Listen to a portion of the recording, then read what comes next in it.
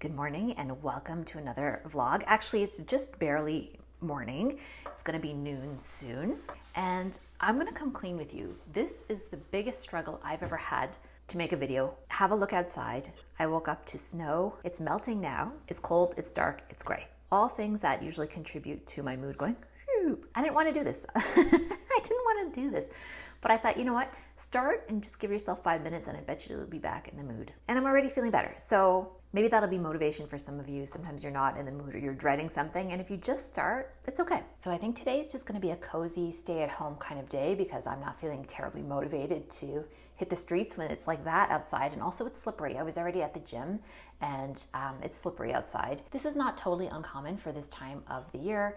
You can sometimes get these like brief amounts of snow accumulation. It can happen in March, it can happen in April. That's happened to us before. So it's not super common, but it can and does happen. So I try and keep that in mind. It may be 20 degrees Celsius later on this week. That's just how it is when you're transitioning from winter to spring. A recipe I've been intending to make for ages is this oatmeal chocolate chip bread, which comes from the website togetherasfamily.com. I'll link it up if it's still around.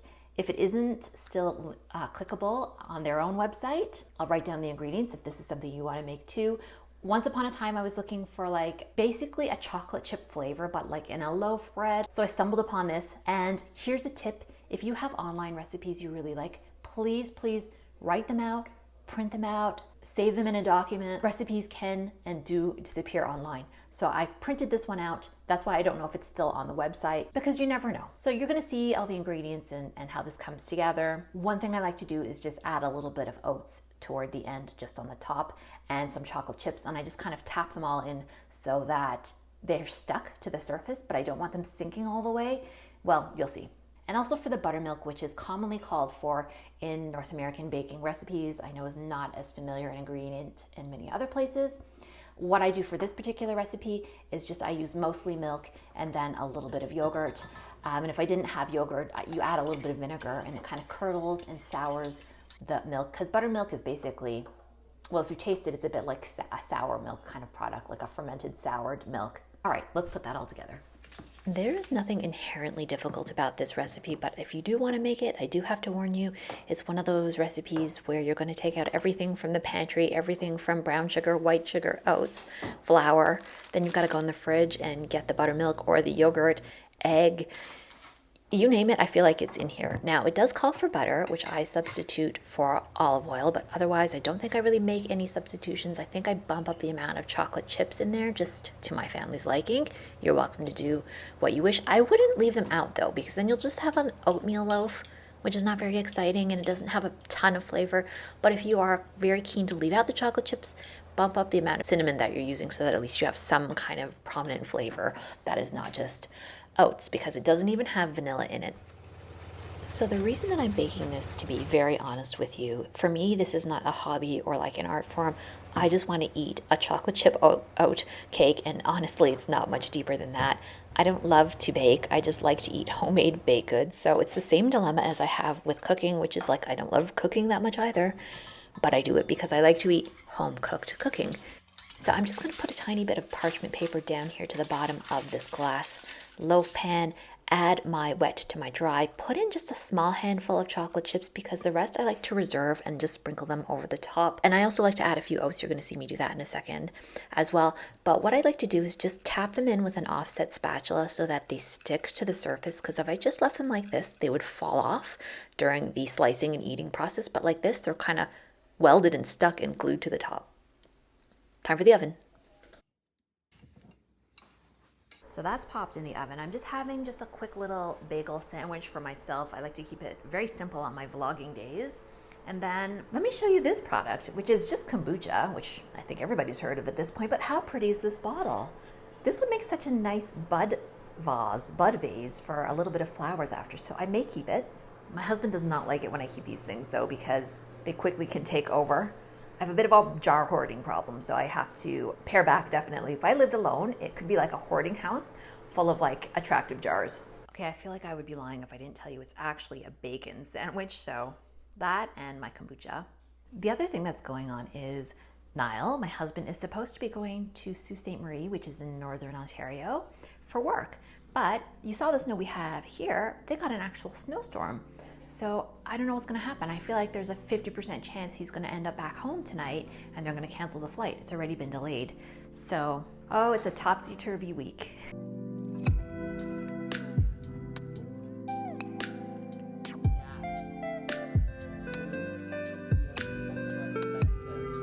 Why is it extra expensive? Here's the loaf. It's been 45 minutes. It looks pretty done to me, but I'm just gonna give it a little test. That's coming out clean.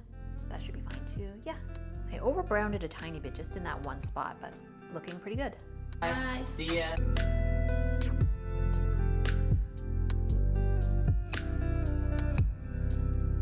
All right, the mail has arrived. Do you know that I get my mail right through my door? Have you ever seen the front of my door? It says letters. The mail carrier just shoves them right through here for me, and then I catch them on the other side. Very handy when you're on vacation because all the letters just fall down and then you just come back in and you step on about 100 bills. Let's face it, it's not really any like exciting letters from abroad or anything. Okay, we're back where the artistic magic happens, but I'm gonna shut this light off here. Let me turn off this chandelier. I'm not sure actually we have enough outside light today because it is so dark outside. Oh, I always have to roll this chair over, and you'll notice I'm sporting the same microphone you see many of your favorite YouTubers using, except they hold it up here like this, which I'm not doing, but you can see my fluffy caterpillar here. This is like maybe my fourth attempt at trying to dial in the audio, and it's just really important to me to have really good audio because I have to listen back. Oh, this is maybe untenably dark. I don't know, you guys. I'm not the pickiest about video quality. I'm like fairly picky. But the thing I really like to be nice is the audio. Not only do I want you guys to hear me well, the other scenario is that, have you ever heard yourself? It's very off-putting. And even with years of being on YouTube, I'm pretty used to how my voice sounds when I play it back when I'm editing, but not 100%. But one thing that makes it nicer is having good audio quality. So it's not just for you, it's also for my own pacification during the editing process. On account of it being so dark, and if I put that light on, then suddenly behind me gets too bright, I'm gonna keep this part quick, but I've got some book picks, you guys. Now, in the last vlog, you saw me go to the library. I did indeed check out this book called Wreaths, and I have been painting this beautiful peony, just doing a few studies, just trying to get the colors kind of accurate more than really being hyper realistic or anything like that. But this book has been lovely, but even if you're not into wreaths, I'm going to tell you why it moved me to tears.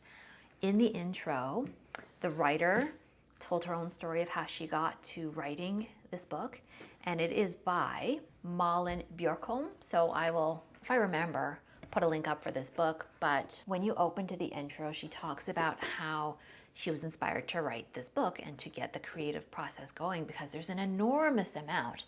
A lot of books like this are maybe half this size, but she has so much beauty, so many photos and projects in here. Incredible, incredible. So much goodness and inspiration. Even if you're not into wreaths, there's just so many beautiful flowers. I'll cut to the chase. Her son died suddenly when he was 18. It sounds like they just went to collect him in the bed and his heart had suddenly stopped. She doesn't say why, but if you're a parent, especially if you're a parent of a son, my son is 16, it just broke my heart. I cried and I cried when I read that. So, so sad. What is there even to say? This book is amazing if you're into florals, and I want to support her, so I'm probably just going to return this to the library and purchase my own copy. Not only that, it's just a great reference book, so, you know, who's really benefiting here? Really, it's me, because the book is amazing. The other book for us fiction readers out there is a novella called A Month in the Country. This I found in the strangest way. I found it from a YouTuber's, an independent bookseller. He's talking about his first year in business and books that have been selling really well, and I'm pretty sure this was one of them, and that's where I'd heard about it. It's a novella. It's not new.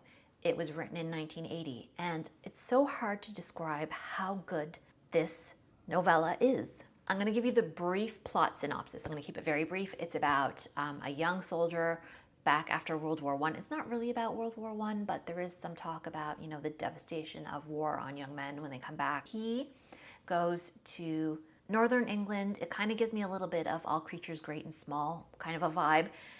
He goes to Northern England to do a job where he is someone who restores murals or wall paintings, medieval wall paintings. So he's there to just do this job in a church, and it's just sort of about the characters he meets. He makes a friend there, he kind of falls in love there, and it's just this sort of ode to being young, nostalgia, what it's like to look back at memories from when you were young. And I don't feel like I'm describing it that well, but if you can get a copy from your library, that shouldn't be too hard because it's been around since 1980. And the reason I was convinced to get this is I started looking through the comment section, I think of that video, or maybe it was another, but there were so many people saying, yeah, A Month in the Country is amazing, great book, I love it, that's such a good recommendation. So on the strength of all of that, I decided to pick it up, and boy, I'm still thinking about it, and I finished it a few days ago. I'm still thinking about some of the themes and some of the beautiful phrases, and I just felt myself having this like smile. After so many of the things I would read, I would have this sort of bemused smile. You may like it, pick it up. Niall got away, okay? Pretty sure he'll be at the airport by now. Hopefully there are no further delays than the ones we've already heard about. So fingers crossed he can have a smooth day and he'll be back tomorrow. There's also a chance he'll be back soon if the flight is entirely canceled. So we'll see, because the weather apparently is still dreadful there, and we're having freezing rain here, so that's not good. I don't know if you can see, but it is freezing rain, and that is one of the conditions I think that they do not fly in, even when they de-ice the wings, but that could just be temporary, we'll see. I know my hair is looking longer and kind of frizzier and fluffier than usual, and that's because I think tomorrow I'm going to dye my roots. I use this, which is L'Oreal Casting Natural Gloss, and you're supposed to just like wash your hair and not do too much to it for 24 to 48 hours ahead of time. I'm trying out chocolate dark brown. So I've used this before and it covered up my roots really nicely. This is, I think, a semi or a demi-permanent color. Let's see. It's a no ammonia formula. It lasts up to 28 shampoos. For me, it lasts a lot longer. I have hair that just sucks up hair dye really well. But the last shade I got was just one shade a little too dark. I want to try a slightly lighter one. So I think that this is the slightly lighter version. Not sure that we'll film that tomorrow. Just depends on how tomorrow goes. The next time you see me, my roots might be nicely covered up, or they may not be. But that's why my hair is kind of like, this is the thing. When you have wavy hair and you brush it out, this is what you have. You have a poofy head of hair. I won't even tell you how old I was until I discovered that piece of information, that the reason my hair looks puffy all the time is because when you have wavy hair, you're not supposed to comb it the way people with straight hair comb their hair. It's an entirely different process. Often I don't wear my hair just wash and go with the waves because they're so uneven. I have straight parts, I have wavy parts, and then what you get is messy looking hair. So I will often do this to it, and then I'll use some sort of heat styling tool, either a flat iron or a curling iron, and I know it damages your hair. I don't know, my hair's pretty good. It doesn't get damaged that easily. I'm lucky that way. I have other problems with my hair, but it can take quite a bit of heat styling. That said, I don't blow dry it and pull on it with like a big round brush. I don't do a lot of that. I think that is actually quite damaging to the hair, so I let it air dry, and then I actually heat style on top of the air dry hair. Oh my gosh, the weather, oh, it's so bad. So now I'm having some serious doubts that that flight is gonna go at all. That is not good, but you know what was good? The decision to stay inside today and bake something. So I've got my baked goods, I've got my apron on still. I'm just moving really slowly today. I don't know. I feel like I'm in full hibernation mode. Again, that's why this season is quite difficult. One thing I told Niall I would take care of while he was gone was to wash his cashmere sweater. Here it is. So if you want to wash cashmere in your washing machine, you can. What you need though is a big laundry bag, the kind you put delicates in. So you want to shove your sweater in there basically, but you need a large one because you want that sweater to have room to move around inside. So you get it all zipped up, you toss it in, and then the thing you need is you never ever wash it in either warm water and never wash it with any kind of soap. What you use is just conditioner. So this is conditioner that I don't use for my hair because I don't like it. This is specifically for our woolen goods and our cashmere. And you need about, for one sweater like that, about 2 teaspoons. So what I do is I just put a little bit of it straight into the bowl. Do not attempt this if you don't have a hand wash cycle, or at the very minimum, a delicate cycle that you could put on cold water, because one thing cashmere can't handle is any kind of warm water. It has to be cold, very important. So hand wash it is, which is just gonna barely spin it at all. That's how I do it. I've always done it this way for years. I'll follow up on the loaf cake. This is what it looks like, a slice of it anyway. I'm actually not eating it right now, but I just wanted to show you guys. This will be for after my dinner. That is what the chocolate chips look like, just scattered throughout. It's a pretty tender cake, and the oats really help it to hold moisture. So it can just sit basically at room temperature for, I'd say, a good day, and it'll still taste really good, really good. It keeps well at room temperature. Niall's sweater continues to swish around in there. Sorry for all the background noise, that's just the washing machine emptying. So this will be a good test of if this microphone can stand up to other loud noises being in the room. What you'll want to do with that is just lay it somewhere flat to dry on a towel that can absorb the extra moisture. And technically you're not supposed to, but you can put it on a hanger to dry. Just remember to take it off the hanger after about 2 hours so it doesn't get misshapen. One of my favorite habits that I've picked up this year is journaling every evening after dinner. And then I like to do some drawing. And if I have time, I'll do a little bit of watercoloring as well. This time I'm working on that peony that we had discussed earlier from the book Wreaths. Drawing is like my favorite thing. My skills have come so far from a year ago. It's absolutely incredible. Of course, they're still not perfect. This is probably the skill above watercolor, above embroidery, above anything that I'm the most proud of, because it was definitely the hardest to acquire. And it's the one that I think is going to fulfill me the most as years go by. And good news, Niall got to Sault Ste. Marie, no problem, so that's all fine.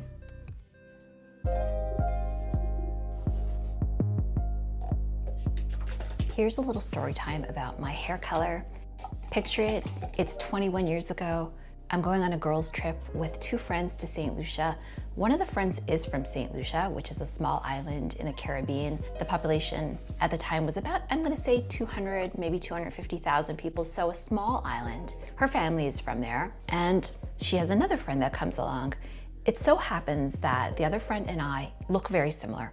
We're both half Asian, she's half Indian, I'm half Chinese, and we're both half European as well. But somehow our genetic mixes make us look very similar. In fact, my friend's family in St. Lucia can't always tell us apart. That's how similar we look, because we have the same really, really dark hair and the pretty fair skin and some freckles. She was a little bit taller than me, as I recall. But other than that, from afar, we looked pretty much like the same person. She and I also shared a room, one of the spare rooms in my friend's parents' house, and we would chat every night. And one thing that she said that I thought was so silly at the time, but now I've realized is so profound, is we both have this really dark hair. And she said, I hope I can keep this hair color forever. I don't ever want to go gray, because I know I'll never be able to match my hair color. And I thought to myself at the time, what are you talking about? Like, every single dark hair color out of the box looks exactly like our hair color. But you know what? Now that I've tried a number of hair colors, I've had my hair professionally matched by a colorist. I've tried lots of different options. She was right. None of the hair colors out there really match our hair that well. And I didn't realize it at the time. And the reason for that is because when you have this hair that's not black, neither of us had exactly black hair. Each of us has a really particular shade of brown, darkest brown, but it might have other colors in there. You know, mahogany's golden. You know, my hair had more golden tones. I think hers had more mahogany, if I'm remembering correctly. And it's impossible to get that hair exactly back. It really is. Maybe if you went to one of the world's best colorists and you were willing to sit in the chair getting like little highlights and lowlights put through your hair all day long, it might be, but generally speaking, she was correct. And at the time, I didn't appreciate my hair. I didn't appreciate my hair color at all when I was in my 20s. I just thought, it's so boring. Who wants dark hair? And you have to remember, this was in the era of the Gwyneth Paltrow, Jennifer Aniston heyday, where they had lighter colored hair, or if you had dark hair, generally you would lighten it. The only person looking back, I think, that had the dark hair and the light skin was Angelina Jolie. And if you're a fan of European cinema, Monica Bellucci always had the dark hair and the lighter skin. So it just wasn't the thing, right? Blonde was the thing. Don't forget, this is way before the Kardashian era. And of course, there's always that thing with women where it's like whatever hair you have, you don't really like. Anyway, all this to say, Allison was right, I was wrong. It's impossible to match my hair color, but this one is actually pretty close, and I'm quite happy with how it turned out. I actually don't mind having a little bit of silver or gray shot through my hair. What I mind is that texturally it tends to be quite different, and it just pokes out at angles, angles to my head that don't lay flat, and it's wiry. And so when I dye it all, yes, it is still wiry a little bit, but it just isn't so much contrast, and it doesn't look so unkempt, which is ultimately the goal. But I too really just miss having that really rich hair color that I did in my 20s with no gray in it. You just don't know what you have till you don't have it anymore, I guess, right? But anyway, the other thing that's going on is I've got it into my head that maybe I'm gonna trim my own ends, which I know sounds wild, but because I don't have that much hair anymore, I don't really think I should go to the hairdresser and spend upwards of $80 if I'm lucky just to get a trim. I feel like it's something maybe I can do, so maybe I'll do that in a coming up vlog, but then maybe I'll change my mind and I won't do that. We'll see. The other thing I kind of wanted to take you guys through just briefly was how it's going with my laser hair removal device. This is it. I've been using it now, I think for, I'm gonna say 3 weeks steadily because, you know, I had that break when I went to Portugal, and I don't see that it's doing anything, but I just wanted to show you how it actually works just in case you're interested in this at all. Okay, super awkward to try and get the right angle here. Oh, outfit of the day is just my old Banana Republic 100% cotton sweater. If you see a 100% cotton sweater and you like the style, consider buying it because they last forever. They're very breathable. I'm so over polyester and acrylic mixes. When I can avoid them, I do. And then just, I wore these loose cotton trousers basically so that I could like lift my leg to show you guys this device. So it's got quite a long cord. The way you turn it on is you just press this button here. This is Current Body's laser hair removal device, which is not an IPL device, by the way. Let's turn this on. It's very futuristic looking. It looks like something out of Star Trek, and it makes a bit of a sound. Want to hear it? And you keep pressing till you get to whatever strength you're comfortable with. I'm a masochist, so I put it at 6. No, just kidding. It actually doesn't really hurt at all. Although once in a while it snaps you really good, and it's like getting stung by an ant, but mostly it doesn't hurt, but once in a while it'll get you. Right, so I'm not gonna do the whole leg, but it doesn't take very long, and I've been doing just one leg and just one armpit so I can show you guys the results. I haven't had any results to show though, because my hair is growing in back the same on both. It's quite simple. You just basically use a stamping action and you kind of just go down the entire leg like that. You don't glide, you stamp. It's a tiny bit hot, and like I said, once in a while you'll get that flick sensation, but generally it's completely painless. I'm trying not to look because it's bright and you're not supposed to stare into it. And I know I'm not staring into it, but yeah, I felt that one. Sounds a little bit like an airplane taking off when it starts to heat up. Then sometimes when you're on a bone or something and it doesn't go completely flat, you kind of have to change the direction of it. I don't know, it's hard to describe, but it has a sensor in there to tell if it's completely touching skin or not. And yet, no results yet. So speaking of having dark hair and light colored skin, apparently that's the best. That's the best combination. If you have dark hair and dark skin, that's not a good combination. If you have light hair and light skin, that's also not a good combination. So apparently I'm in the sweet spot for laser hair removal. I will be patient. I will do the full course. And if it does work, I'm gonna look utterly ridiculous. One leg and one arm will look okay, and the other side will not have been treated with the laser at all. Loud, right? I didn't tell you guys yet, but I have some travel coming up for spring and for summer. This spring, I'm going to Canada's Rocky Mountains. It's gonna be amazing. We're going to Alberta, so I'm gonna take you guys with, but in preparation for that, I've been looking for some trail runner type shoes just because we wanna walk some trails and do a little bit of light hiking in the mountains there. So I got 2 pairs of shoes from New Balance, which is my favorite for athletic shoes. All my running shoes are New Balance. All my sort of lifestyle outside shoes right now are New Balance. Do not know if I will keep these though, because they're a little too wide, but they are cute. So let me show them to you. I mean, for what they are, which is a trail runner. Here they are. I don't love how they look from the side, but I think the top of them is quite cute. I like the colors, and I like that they've got the traction on the bottom here. And this would have been handy actually even for this weather where it's a little bit slippery outside, but they're a little too wide. I have such narrow feet, it can actually be a bit of a challenge. Here they are. They're just not gonna be comfortable if my foot is moving from side to side. So this is only like one of 2 pairs of trail runners that New Balance offers. So there aren't that many to choose from. If you're super keen on these, it won't be hard to find them, but I'd say I'm 80% certain these are gonna go back. I'm just gonna try them on with one thicker pair of socks that are more likely to be the socks that I'll be wearing, because even though I'll be going in late spring, the weather being that it's up in the mountains at altitude is a lot chillier than it will be down here, thus necessitating thicker socks. The pair that I've got on right now came in this box. And they're exactly like the white ones that I have, but they're just in a different colorway. And I'm pretty sure I'm keeping these. Let me show you. Can you see? I've had my other pair for a year now, and they're actually still in really good condition. They're all white though, and I wanted to get something with a bit more contrast. And I also want to get these before they stop making them, which happens to me a lot with New Balance. I feel like maybe this particular style, which I think is the 327, is gonna enter the classics where they keep making them, but you never know, because I've had pairs that I've loved and they just stopped making them. And as a runner, that's devastating when that happens. I'm not much of a runner anymore, but when I was running a lot, there's nothing worse than having a shoe you love, something you can reliably repurchase in your size, and then boom, they've changed the entire formulation, the entire style of it. And I don't want that to happen again. So anyway, I bought these and I'm pretty sure I'm keeping them because they're just so comfortable, even though they're kind of like a little bit unisex, a little bit retro, neither of which are styles that necessarily appeal to me. They're just so comfortable. You can go in them all day. It was the only pair that I brought when I was in Portugal, and I was walking in Lisbon, 12,000 steps in a day for hours, and my feet felt great at the end of the day because they have quite a bit of padding on the bottom. All right, heading out, and I'm not even gonna comment on this situation. That's just sad. Okay, I promise from here on in I'm gonna stop moaning about the weather because this is Canada, so this is just how it is. Now I got home, no problem. I forgot to fill you guys in about that. Everything was fine. Despite there being a snowstorm, it was smooth there and smooth back.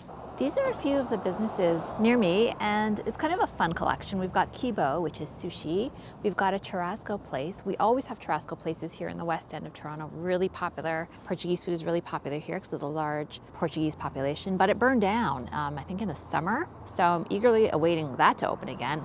A pharmacy, an interior place, a place that sells just scones, orthodontist, and a new bakery.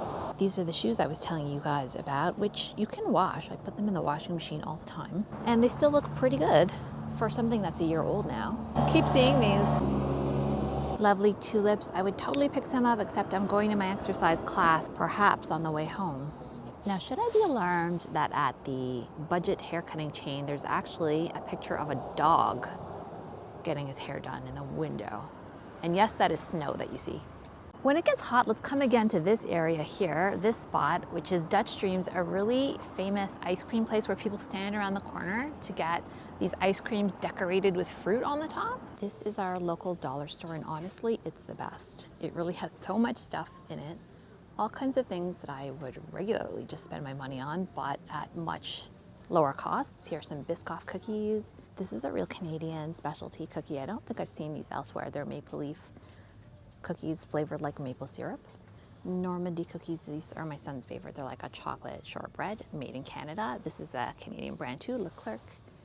So that's nice to see, although these are regular brands here.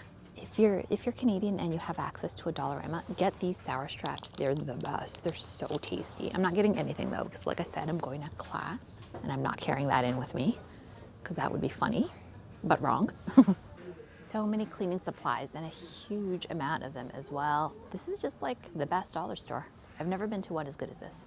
All right, I know it's weird to end this off in a dollar store, but I'm gonna end the vlog here. I'm just cutting through to get to my class and not actually picking anything up. Though I am tempted, we'll see you in the next video.